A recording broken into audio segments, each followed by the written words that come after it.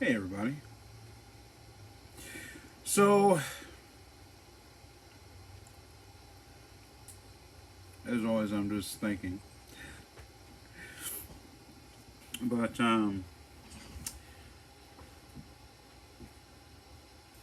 listening to the back and forth. He said, she said, we said, they said, who said, what said, everybody said.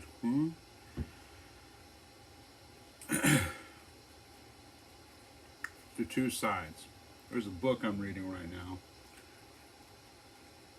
amongst a lot of them. Hold on, because I want to show you exactly what book I am reading amongst the many.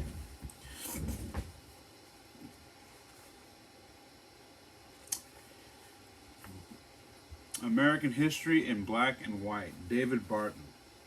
I appreciate David Barton because he allows for the facts and all of the facts and even pictures of. I'll show you. For example, I can flip to just about any page. This is about Dred Scott. So that's a picture of Dred Scott.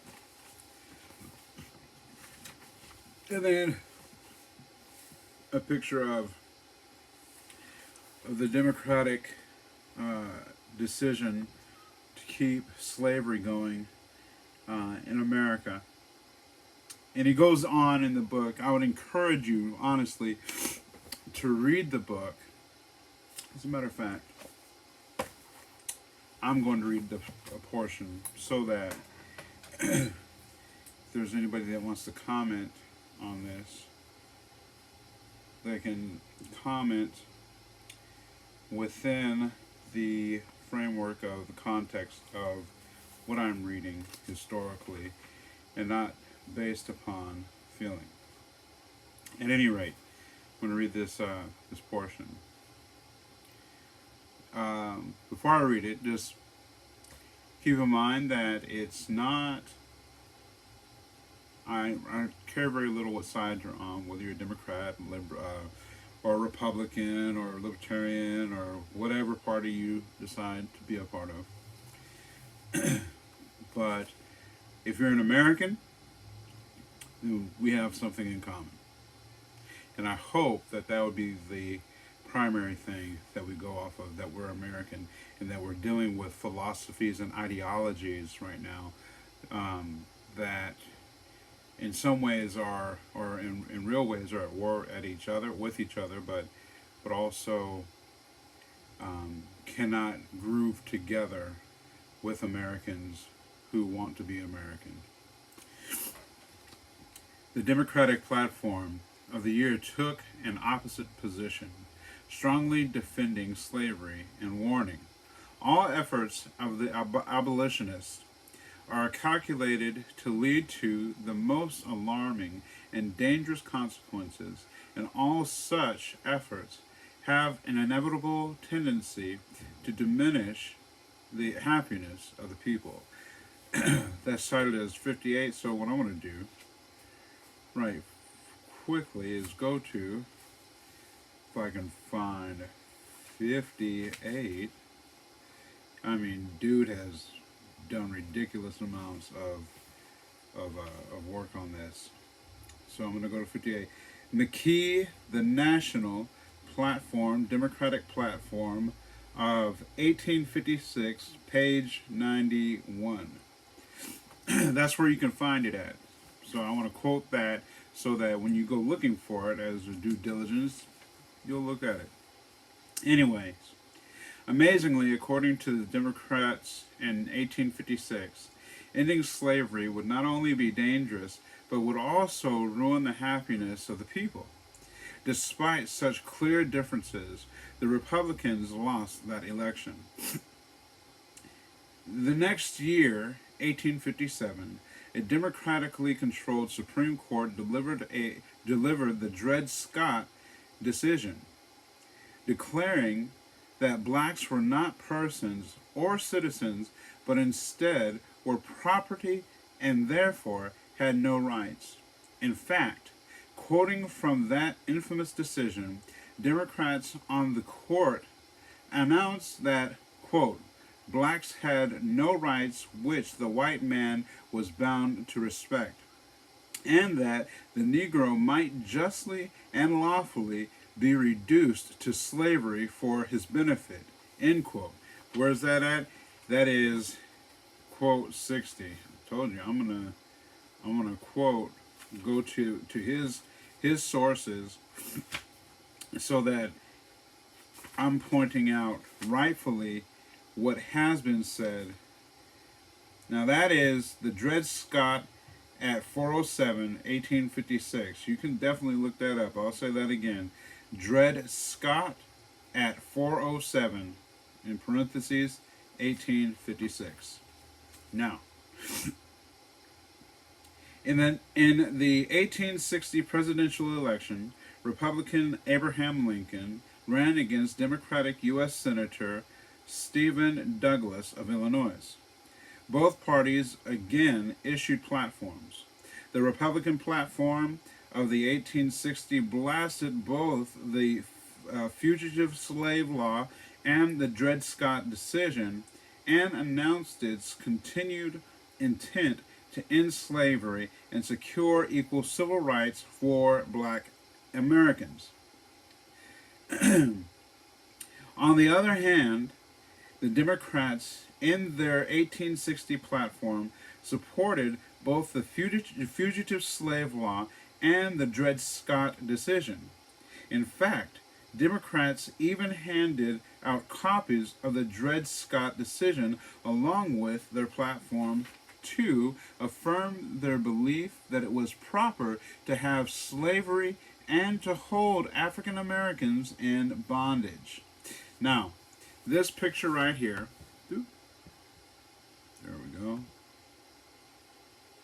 Kind of see that? This is the thing that they handed out. It's worth noting that for over a century and a half, Democrats often have taken a position that some human life is disposable. Take note of that. As they did in the Dred Scott decision. In that instance, a black individual was not a life, it was property, and an individual could do with his property as he wished. Today, Democrats have largely taken that same position on unborn human life. That an unborn human life is disposable property to do with as one wishes. Now, I'm going to read one more paragraph because, as I said, we're dealing with ideologies. And before I got through this last paragraph, I was like, this is all ideology, and it's dangerous, and it's a nihilistic ideology. African Americans were the victims of this disposable property ideology a century and a half ago, and still are today. True story. Consider, although 12% of the current population is African American, almost 35% of all abortions are performed on African Americans. In fact, over the last decade, for every 100 African American lives birthed, there were 53 abortions of African American babies. Democrats, that's 66, so I'm going to go to 66 right quick. The reason why I'm not doing it for all of them is because if I did, I would be going forever. So see note above for the Centers of Disease Control, Table 16. Abortions in the African American community have been above 33% since 1990. In 1999, the last year data is available. The rate was 52.9 per 100 live births. So, at any rate, so 66, right? Democrats have encouraged this. And although black Americans are solidly pro life, we are solidly pro life, with almost 2/3 opposing abortion on demand. A number of recent votes in Congress reveals that Democrats hold exactly the opposite view, with some 80% of congressional Democrats being almost rabidly pro-abortion. Rabidly, rabidly, rabidly pro-killing, and consistently voting against protections for innocent unborn human life. For over a century and a half, Democrats have wrongly argued that some human life is merely disposable, personal property. Black Americans have suffered most under this philosophy. Now, I want to take that reality of philosophy, ideology. I made a video and was talking about opposition, right? Opposite ideas. If we took the reality of what's happening in any given community and looked at it from more of a ideology, idea, a philosophy, a thought, a theory, then we, one, would take away to a degree, whether it was a man or a woman, black, white, Asian, whatever, and I said, is this a good idea or is this a bad idea? Is this a nefarious, insidious idea, or is this a life-giving, good, productive idea? Then we remove the identifiers and talk about those later, or at another part of the argument. But Republican or conservative ideology, in essence, is good. Democratic ideology, at essence, is not good as it stands in America. Now, there are both men and women, all different colors, that are either Republican or Democratic. And on both sides, you have your dummies, put it lightly, and you have your genuine people who want to do good for a community. But we really got to get to the place where we can actually think not just independently. That's important. You got to be able to think independently and critically, and to be able to stand on what you believe. But this groupthink ideology, philosophy, well, I'm Democrat or I'm Republican, is more detrimental to us than it is helpful in many ways. For instance, right now we have hordes of illegal aliens. I'll say it. I'm not worried about hurting somebody's feelings. We have hordes of illegal aliens, not all from Mexico, not all from Haiti. There are illegal aliens coming into America that want to hurt us, that are here. And it is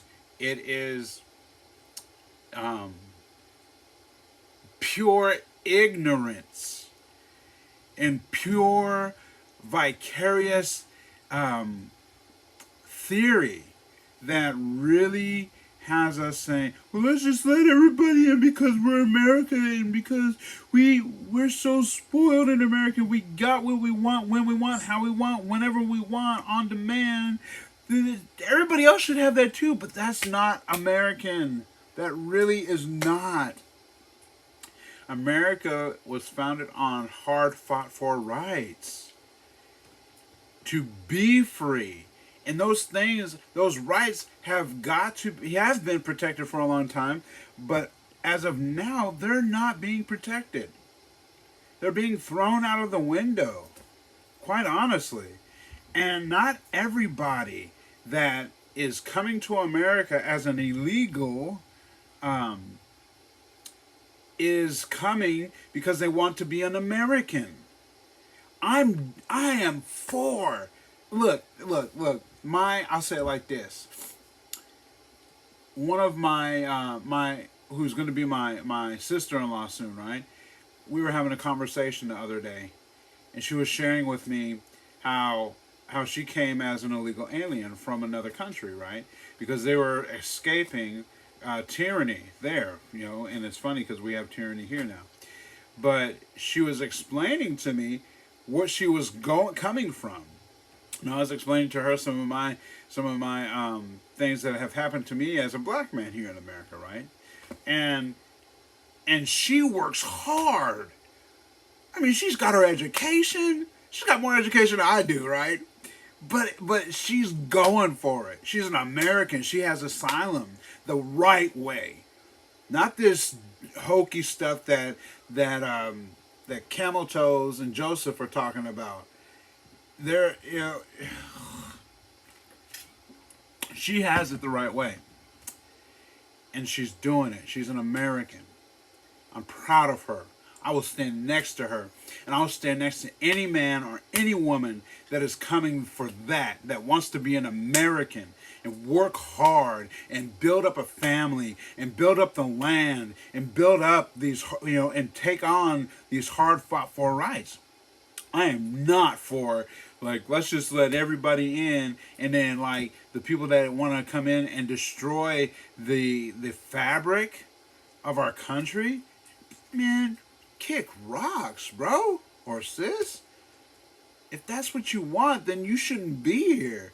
And unfortunately, we have ignorantly let people into Congress that are that way because we felt like, oh, they want to turn over the police because we're just being battered. Oh, it's not that those things don't happen, but they don't happen on the scale by which we have proposed that they do. They just don't. They just don't. Man, look. In Alaska, I'm just going to tell this story, and I'll probably tell it more times than one. In Alaska, it was the first time that I had experienced what we would say is police brutality, right? So the first time I was at my niece's house, she was older than me, right? And I was just hanging out one day, and believe it or not, Alaska does have a hood. It's not like the hoods in the lower 48s, right? But I'm laying on the couch, and this dude ran through our apartment, right, in Mountain View. And I'm like, okay, whatever. Somebody ran through, and I'm going to go back to sleep. I wake up, and I'm probably like 10, 11, not even 10, 11. I'm probably like 7 or 8 because my dad was still alive. And there's a cop with a gun in my face, and I have no idea what's going on. And I'm like, well, he said, where'd he go? I'm like, he went that way. Whoever that was that ran through, I don't know. And the cop takes off. I go back to sleep, right? I was so scared I didn't tell my parents. I'm not mad about that. Get that in your head first. I'm not mad. Dude, whatever that guy was doing, he was doing, and he shouldn't have been doing it. And so then the second time, I'm going to the club with my friends, right? Jojo and Andre. And I was of age, right? And so I sneak them into the club, right? They're like 20, I was 21. We had a blast. We had fun that night, dancing, all sorts of stuff. It's like February in Alaska. February in Alaska is ridiculously cold. So anyway, we're walking out the club, walking back to the car. And this black dude in front of us gets a gun from somebody in the car next on the street. I'm like, oh man, here we go. And so we're hoping that we're going to be able to get in my car and just leave. We go around the corner. This dude is holding a gun. I thought we were supposed to be friends, talking to somebody, right? And we're like, oh man. So we duck behind a car. Then we hear that phrase that you don't want to hear, but you're thankful that you hear at the same time. The police are coming. I'm like, oh dang man. And at that time, I had that ideology: all police are bad, and I don't like the police, and f the police, and dot dot dot dot dot dot dot. Right? Because I was brainwashed to believe that. Just like a lot of people today are brainwashed to believe that. It's not that some cops are just idiots and they're bad. I agree that some are, but you'll find that anywhere. You really will.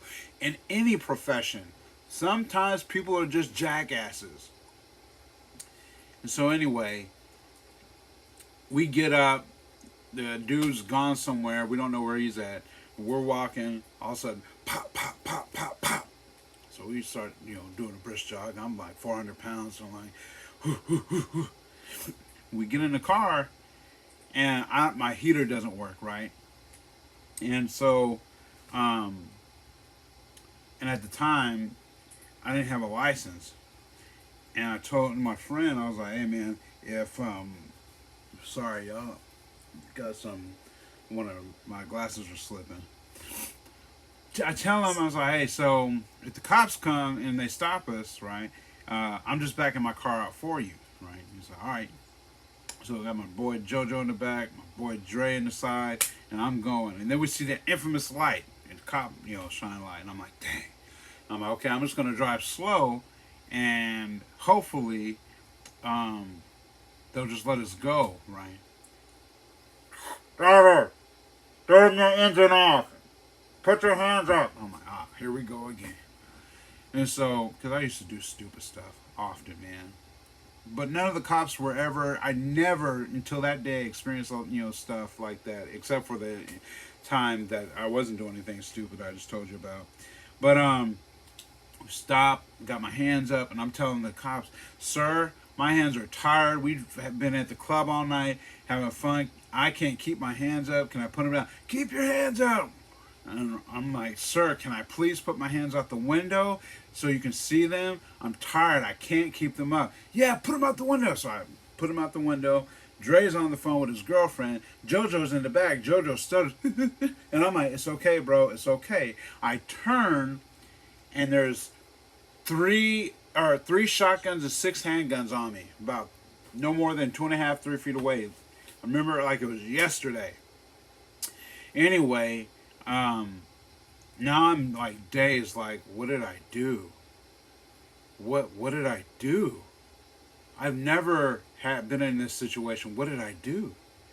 So they tell me to get out the car. I get out the car, and I'm standing in front of the car with my hands up. And I'm in the twilight zone, like.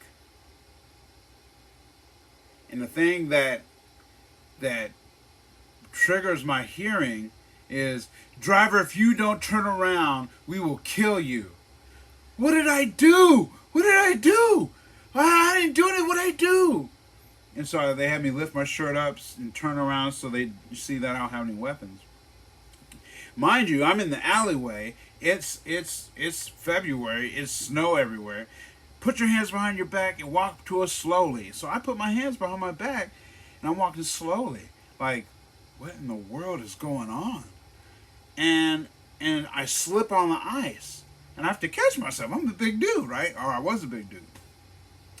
Driver, if you make another sudden move like that, we will kill you. What did I do? What did I do? Tell me what I did. I don't know what I did. And I finally get back there, and they stuff me in the back of the car, right? And so the whole time, driver,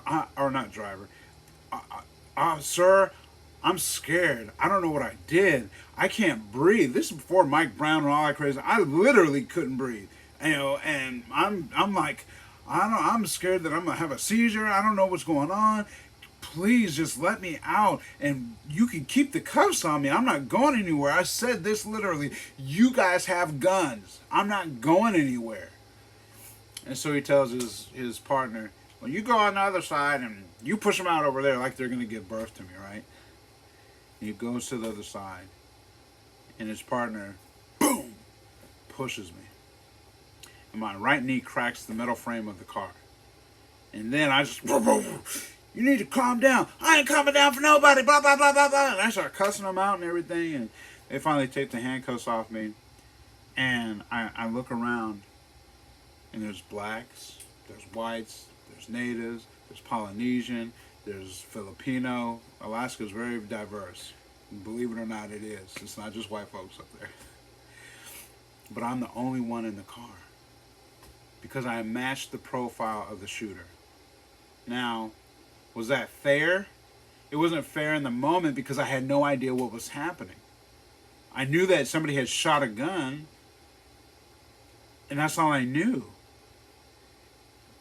It wasn't fair.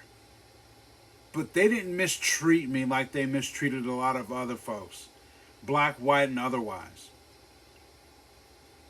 I never got an apology. My friend Dre, they had to take pictures of us, right, to keep record. My friend Dre squatted and was like, take a picture from my mama. I'm like, dude, shut up.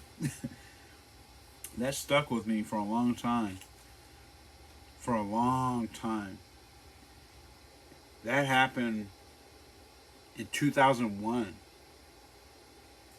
It wasn't until, we're in 21, it wasn't until, quite honestly, end of the beginning, I think, of Labor Day. It was Labor Day this year. Last year, before I started here. My friend called me up. He was like, hey, bro, Holy Spirit was just like sharing with me, like in my heart, like you need to come and get some rest before you start that job. I'm a youth pastor, right? And so I go out there and we go and hang with his uncle. And his uncle was a cop for umpteen years, like 30 years or whatever. And I remember we went to his house, beautiful house, right? Uncle Ray. And I was nervous because I knew he was a cop. And I was like, man, I wonder if this dude is actually going to care. Like, he probably won't care because I don't know. But I'm really nervous. And we're sitting around having a good time. And finally we're sitting around this pit fire, right? Or fire pit.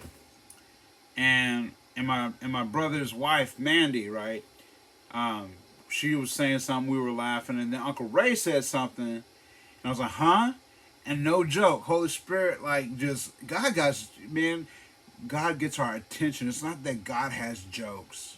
God is intentional with us. He loves us. It's not that he just has jokes. It's not just that he has a sense of humor. But when we place God in that bracket, we miss the intentionality of our Maker oftentimes. Like, we don't take him serious, right? And he got my attention that night through Mandy. And Uncle Ray said something. I was like, huh? Mandy was like, go sit next to him and talk with him. I'm like, dang, here we go. So I go and I sit next to Uncle Ray. And we got to talking, and he started sharing his humanity with me. Not about just being a cop, his humanity. When you share your humanity, you're sharing your heart and your mind with somebody. Get that solid in you. And he tells me about his partner that he rocked with for a long time when he was a cop. And a day that he got a call and had to come up on this call, this dude had some mental health issues and had wrestled the gun away from his partner. This is his best friend. And watched his best friend get murdered. And he wrestles this dude to the ground, and he has a decision to make. He's got a choice to take dude's life or to let him keep it and to be justly judged in the system that I think used to be more just. I think it's a lot less just for everybody. It's corrupt. So corrupt for everybody. I hate that it is. Anyway, he said, I heard this voice. It said, you got a family to go home to that you need to support, that relies on you. And that day he makes the right choice. And so he he gets up and he goes home, right? And so then I tell him my story. The same story I just told you about being in Alaska and the 5 shots and all that. And one of the things he says to me is like, I've been a cop for a long time. 90% of cops, they're good men and women. They really are. And I've met some of them. I really have. Honestly, I have. And he said 5% are horrible. They really are. And he said if I was there that day, that wouldn't have happened. And he said, but I wasn't. And in my mind, I'm thinking, oh, here we go. Here's the dismissed part. And he looked at me. He said, I'm sorry. I'm sorry that ever happened to you. I'm sorry. This dude was genuine to me. This white dude. And I know, and I'm that dude. I care less about what color you are, but because it happened that way, I have to put that in there. And because we're so dead set on the color of a person and the humanity of a person, I gotta say that. So I'm sorry. And I wish that never happened to you. We went on with our conversation. And that day, 20-something years later, my heart was healed. My heart was healed of that situation. And as I walked away, Holy Spirit was like, son, you got to know something. That wasn't just for you. I'm like, okay. And about 10 minutes later, Mandy comes up to me and she's like, you need to know something. That wasn't just for you. Because Uncle Ray has had an issue with the church for a long time. And for him to be able to sit down with specifically a black man in the church who's following Jesus and to hear his heart, that helped him a lot. That wasn't just for you. I'm like, wow. That was a hard day for both of us. And both of us got some healing. And you know what Uncle Ray told me? He's like, you're welcome to come here anytime. You're welcome at my home anytime you want. Anytime. And later my brother Casey came up to me. He's like, Uncle Ray don't say that just to anybody, man, for real. But when he does, he's serious. Look, here's the deal, man. Like, I kind of started with this book. Our history is so important. We can't just be throwing our history away. But we got to be able to sit down and talk with people about it. It doesn't really necessarily matter if we agree or disagree, but can we sit down and respect each other and love each other's humanity? Man, my blackness should bless somebody.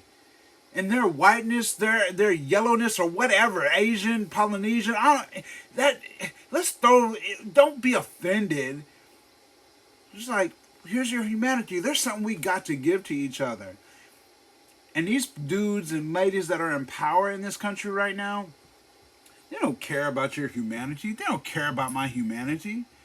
They care about their pockets. How about we start caring about each other's heart and humanity? Even though we have differences. Differences are good. It causes us to think. It causes us to sit and say, man, what are the things I agree with or disagree with? And how do we sit and keep moving as Americans together? Don't you see? Don't you get it? They don't care about us. They care about their power. And we forget that we the people have power united. United States, they don't care. But I tell you what, the philosophies, and this is the last point,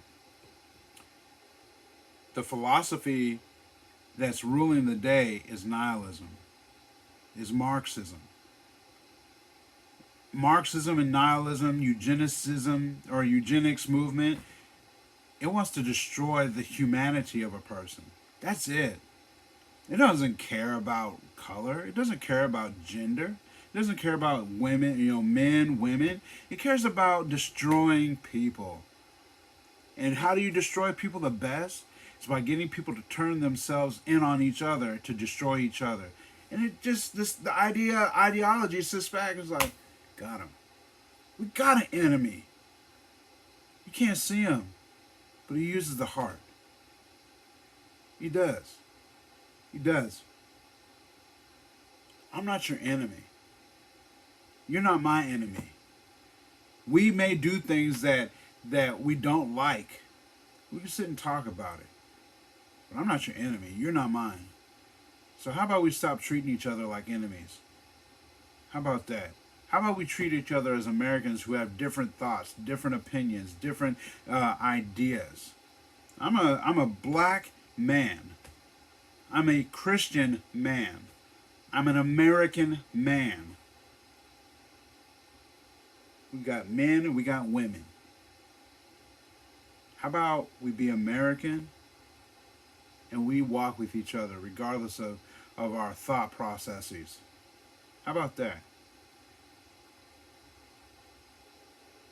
We got to start. We got to start getting back into this.